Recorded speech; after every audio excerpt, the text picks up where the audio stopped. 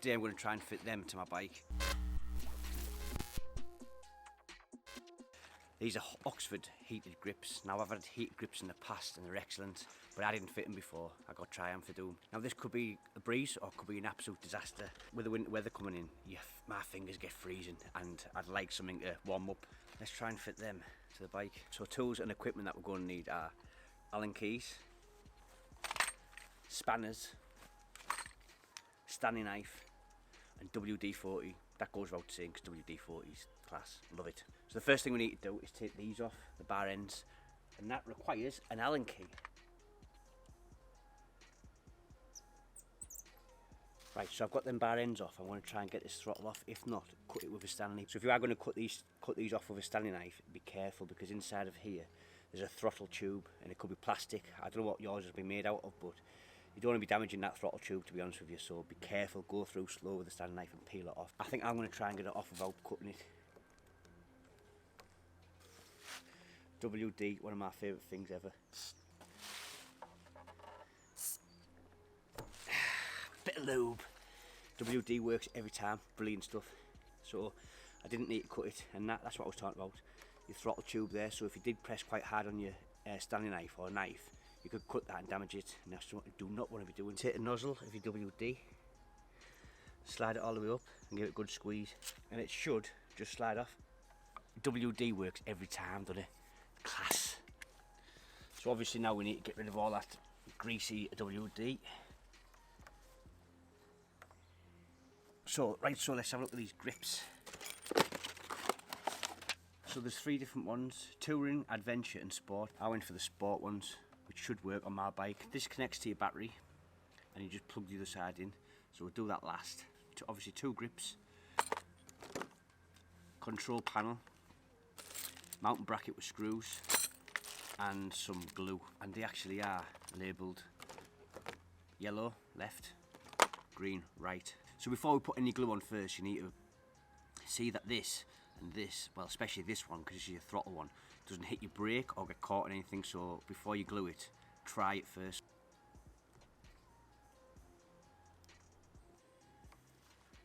Straight away I have a problem. I've got little lips here and the throttle won't go over the top of them, so I think I need to just file them off.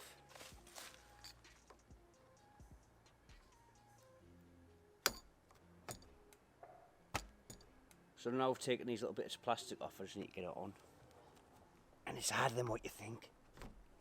So that's it on there, but obviously different bikes, different. But you don't want that to be hitting your brake lever or your clutch on the other side.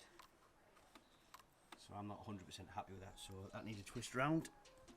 So that'll be the throttle wide open and nothing will hit the brake. I'm going to take a mental note of where this needs to be here. So the Oxford pretty much is in line with that. That makes perfect sense really. So when you're looking at the bike, the Oxford symbol's there right in front of you.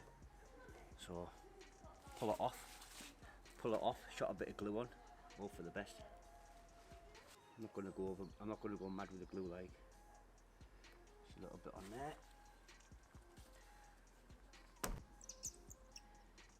So I've just put the bar end back on and this is touching that, which is making the throttle stick. So what you need to do is take your knife and just trim this rubber off there. Same again. I love it when you get super glue on your fingers like. Put your glue. I'm going to go overboard.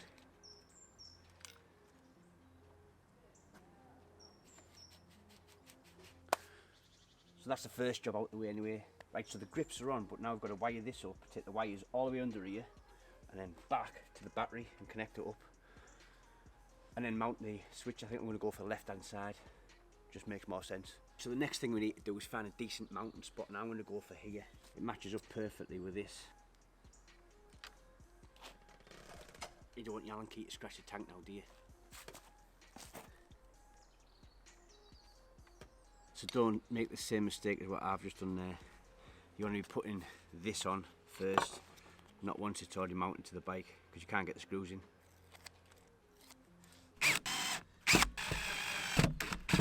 Right, so I underslung mine, so you've got your indicators, and you can just reach over with your thumb, change it up and down. That's not even the fun part. We've got the fun part yet. All the wires under the tank and everything. Feed all the wires through, try and follow the ones that are already there. We've now got to connect this to the battery.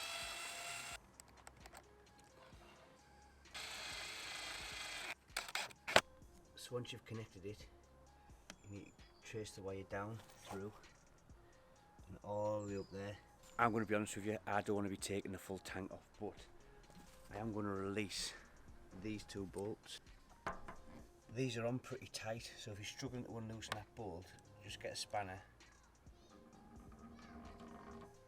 and that should give you the leverage. Right, so by far the hardest part of this so far is getting them wires through here, under there, and if you can just see them there, under the tank. So I've just lifted the tank up and got them wires through there. It was getting them wires to go up because they kept going down up. It was testing my patience, to be fair, but they're all on.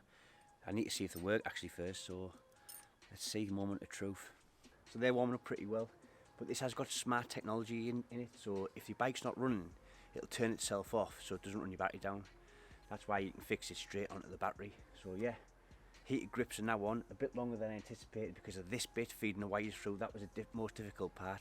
Everything else was pretty easy, so hope this video helped. If it did, give it a thumbs up. If it didn't, give it a thumbs down. Tell me what I did wrong, because if I don't know, I'll never be able to learn, I'll never be able to change, will I? If this is your first time on the channel, please be so kind to share, like and subscribe. Thanks for watching, see you in the next video.